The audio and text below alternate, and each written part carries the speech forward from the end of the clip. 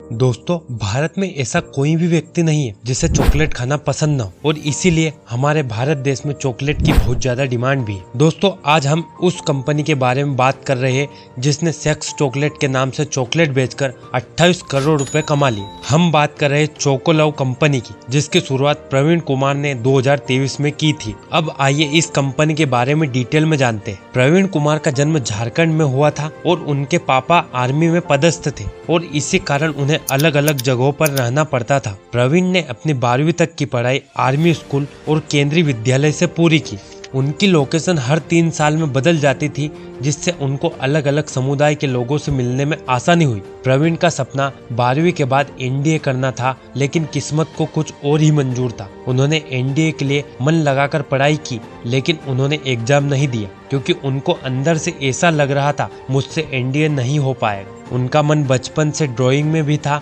जब उनसे एनडीए नहीं हो पाया तो उन्होंने NIFT national institute of fashion technology में एडमिशन ले लिया और उनको ब्रांच मिला चेन्नई। उन्होंने यहाँ अपनी तैयारी तो शुरू कर दी, लेकिन उन्हें वहाँ का खाना पीना सूट नहीं हुआ और कुछ समय बाद उनकी तबीयत बहुत ज्यादा खराब हो गई और उन्हें 1 महीने तक बेड पर रहना पड़ा। इस कारण उन्हें 1 सेमेस्टर ड्रॉप लेना पड़ा और 2014 में उनका बैचलर कंप्लीट हो गया। जब वह अपना ग्रेजुएशन पूरा कर रहे थे तब उनका आना जाना तिरुपुरम में लगा रहता था। इसी दौरान उन्हें टी शर्ट की मैन्युफैक्चरिंग करने के बारे में सोचा और करीब 2 साल तक उन्होंने बल्क में टी शर्ट बेचे। 2014 में जब उन्होंने बिजनेस स्टार्ट किया तब ऑनलाइन ई-कॉमर्स प्लेटफॉर्म धीरे धीरे इंडिया में आ रहे थे। शुरू में तो उन्होंने किसी दूसरे मैन्युफैक्चरर से टी शर्ट बनवाकर ऑनलाइन वेबसाइट के जरिए बेचना शुरू की और जब उनका बिजनेस रन करने लगा तब उन्होंने प्रोडक्शन यूनिट लगाई। इसमें उन्हें लगभग 10 लाख रुपए खर्च आया और उनका 2 साल का टर्नओवर 20 करोड़ रुपए था।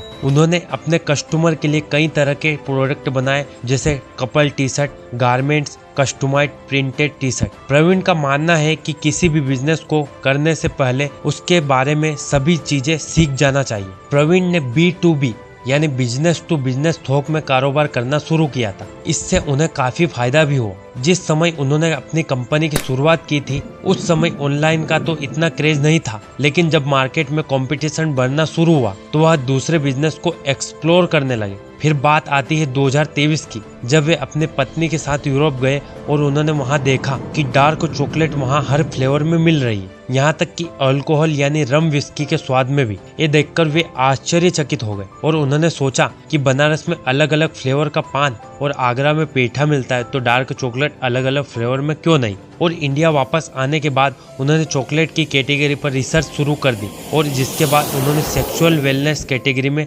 चॉकलेट बनाई। उन्हें चॉकलेट पर रिसर्च करने में लगभग 1 साल लग गया और इसी साल फरवरी में उन्होंने वैलेंटाइन वीक के आसपास अपने प्रोडक्ट को लॉन्च किया और पहले ही महीने में उनकी सेल 15 लाख तक हो गई और यह सारी सेल ऑनलाइन ही हुई। उन्होंने अपने प्रोजेक्ट को अभी तक ऑफलाइन मार्केट में नहीं उतारा है और टी शर्ट और चॉकलेट दोनों को मिलाकर इनका टर्नओवर 28 करोड़ रुपए है। हमारे पूरे भारत देश में चॉकलेट का मार्केट साइज $24 बिलियन है, जबकि ग्लोबल मार्केट साइज $68 बिलियन है। हमारे भारत में 4 तरह की चॉकलेट की सबसे ज्यादा डिमांड है: soft centres chocolate, dark chocolate, milk chocolate, white chocolate. तो दोस्तों, वीडियो देखने के लिए धन्यवाद और आप जरूर बताइएगा कि आपको कौन सी चॉकलेट खाना पसंद।